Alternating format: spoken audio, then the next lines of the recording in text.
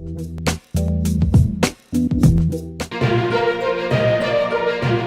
ఆదివారం తన పత్రిక ఆంధ్రజ్యోతిలో కొత్త పలుకు శీర్షికతో వర్తమాన రాజకీయ అంశాలపై విశ్లేషణ చేస్తుంటారు ఎండి వేమూరి రాధాకృష్ణ.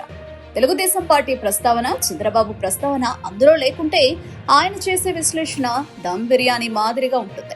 తన పత్రికలో రాయలేని విషయాలను, అంతర్గతంగా రాజకీయాలలో సాగుతున్న విషయాలను ఆయన ఏమాత్రం మొహమాటం లేకుండా రాస్తుంటారు. ఇదే రాధాకృష్ణ జర్నలిజంలో ఉన్న బ్యూటీ. తాజాగా ఆదివారం కొత్త పలుకులో వేమూరి రాధాకృష్ణ చంద్రబాబు ప్రస్తావన తేలేదు. కూటమి ప్రభుత్వం గురించి మాట్లాడలేదు. ఏపీ రాజకీయాల గురించి అసలు మాట్లాడలేదు. తెలంగాణలో అధికారంలో ఉన్న కాంగ్రెస్ పార్టీ గురించి కూడా ఒక్క విషయం బయటకు చెప్పలేదు.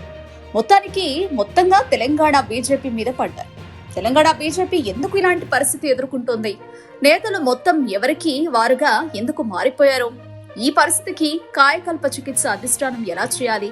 ఎలా వ్యవహరిస్తే బీజేపీ రాష్ట్రంలో అధికారంలోకి వస్తుంది? ఈ అంశాల మీద రాధాకృష్ణ తనదైన విశ్లేషణ చేశారు. ఇందులో కొన్ని విషయాలు మాత్రం డిబేటబుల్ గా ఉన్నాయి. ముఖ్యంగా బీజేపీ పెద్దలు, గులాబీ పార్టీ పెద్దలు సంప్రదింపులు జరిపిన తీరు, అవి ఎందుకు తేడా కొట్టాయి? బీజేపీ అధిష్టానం బండి సంజయ్ని రాష్ట్ర అధ్యక్షుడి స్థానం నుంచి ఎందుకు తొలగించింది? రేవంత్ రెడ్డికి, కేసీఆర్ కు స్థాయిలో బలమైన నాయకుడిని బీజేపీ ఎందుకు తయారు చేయలేకపోయింది? ఈ అంశాలపై రాధాకృష్ణ తనదైన శైలిలో విశ్లేషణ చేశారు. ఇటీవల ప్రధానమంత్రి ఎన్డీఏ నాయకులతో భేటీ అయ్యారు. చంద్రబాబు ప్రభుత్వంపై ప్రశంసలు కురిపించిన నరేంద్ర మోదీ తెలంగాణ బీజేపీ పార్లమెంటు సభ్యులపై ఆగ్రహం వ్యక్తం చేశారు. పనితీరు బాగాలేదని మండిపడ్డారు. చివరికి అసదుద్దీన్ ఓవైసీతో పోల్చి ఇలా ఎందుకు పని చేయలేకపోతున్నారని తలంటారు. సరిగ్గా ఇదే విషయాన్ని పరిగణలోకి తీసుకుని రాధాకృష్ణ బీజేపీ పరిస్థితి తెలంగాణలో ఎలా ఉందన్న విషయంపై తనదైన శైలిలో విశ్లేషణ చేశారు. బీజేపీ జాతీయ పార్టీ కాబట్టి తెలంగాణలో పరిస్థితి బాగాలేదని రాధాకృష్ణ రాశారు.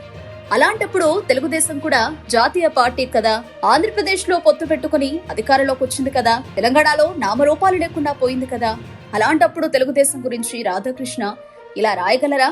అందులో ఉన్న లోటుపాట్ల గురించి ఇలా బయట పెట్టగలరా? No, never. రాధాకృష్ణ జర్నలిజంలో ప్రశ్నించడం అనేది అతిపెద్ద బ్యూటీ.